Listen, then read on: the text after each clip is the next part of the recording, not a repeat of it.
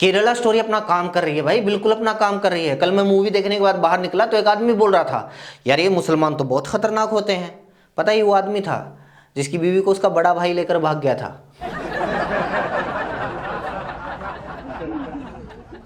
कर्नाटक में नहीं चली चाणक्य की नीति, कर्नाटक में नहीं चली चाणक्य की नीति और राघव चड्ढा की हो गई परिणति।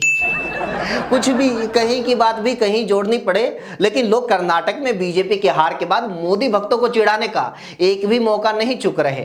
कल तो एक मोदी सपोर्टर कोल्ड ड्रिंक लेने के लिए अपने दोस्त की दुकान पर गया, बोला यार 2 लीटर वाली कोल्ड ड्रिंक देना, मामा जी आने वाले हैं। उधर से जवाब आया, अच्छा मामा जी आएंगे, कल तक तो तू बोल रहा था आएगा तो मोदी ही। कर्नाटक में हार बीजेपी के लिए बड़ा झटका तो है, क्योंकि वोटिंग वाले दिन तक हनुमान चालीसा का पाठ बीजेपी वाले कर रहे थे और बजरंगबली ने संजीवनी कांग्रेस को दे दी। खैर ऐसा करके हनुमान जी ने बीजेपी को बता दिया कि भक्ति आचार और विचार का विषय होती है, चुनाव प्रचार का नहीं। मोदी जी को कर्नाटक की हार का अलग ही मलाल है, क्योंकि यार जितनी गालियां खाई हैं कम से कम उतनी सीटें तो आनी चाहिए थी। सच बताऊं, लोगों को कर्नाटक में बीजेपी की हार से ज्यादा गोदी मीडिया की हार की खुशी है। एक तरफ गोदी मीडिया कांग्रेस मुक्त भारत का नारा दे रही थी, उधर पूरा दक्षिण भारत बीजेपी मुक्त हो गया।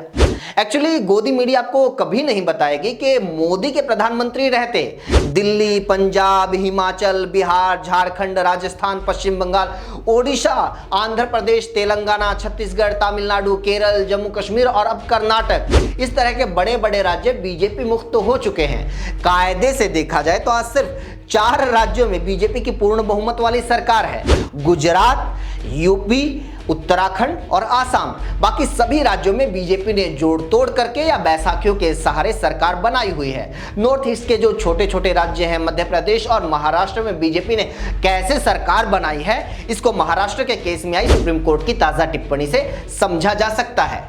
इस हिसाब से देखा जाए तो आज कांग्रेस के पास भी बीजेपी के बराबर 4 राज्यों में पूर्ण बहुमत की सरकार है, हिमाचल, छत्तीसगढ़, राजस्थान और कर्नाटक। लेकिन मोदी को अजय और भारत को विपक्ष मुक्त करार दे चुकी मीडिया आपको ये नहीं बताएगी। बीजेपी कर्नाटक की हार से कोई सबक लेगी, अपनी नीति में कोई चेंज करेगी, ये सोचना बेवकूफी है। क्योंकि एक टाइम पर आप ये मान सकते हैं कि सावरकर अंग्रेजों से लोहा ले रहे थे, आरएसएस भारत छोड़ो आंदोलन में हिस्सा ले रही थी और गोडसे गांधी का फैन था।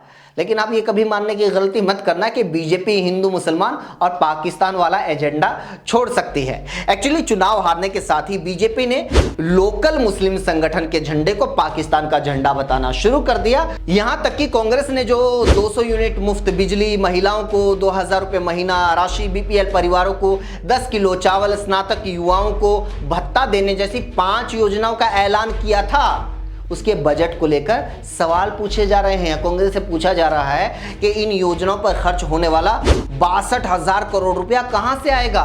पत्रकार पुण्य प्रसून वाजपेयी ने बताया कि मोदी सरकार कॉरपोरेट का हर साल 2 लाख करोड़ रुपया टैक्स माफ कर देती है। कॉरपोरेट का हर साल 1.37 लाख करोड़ रुपया लोन माफ कर दिया जाता है। सिर्फ पीएम के प्रचार पर 15,000 करोड़ रुपया और नेशनल मीडिया के पर सालाना 1200 करोड़ रुपया खर्च कर दिया जाता है। क्या बीजेपी बताएगी कि ये लाखों करोड़ रुपया कहां से आता है? मोदी सरकार अब तक उद्योगपतियों का 12 लाख करोड़ रुपए का कर्ज माफ कर चुकी है। इसके अलावा मेहुल भाई, नीरव मोदी, विजय माल्या जैसे लोग देश का हजारों करोड़ रुपया लेकर भाग चुके हैं। क्या बीजेपी बताएगी कि ये पैसा कहां से आया?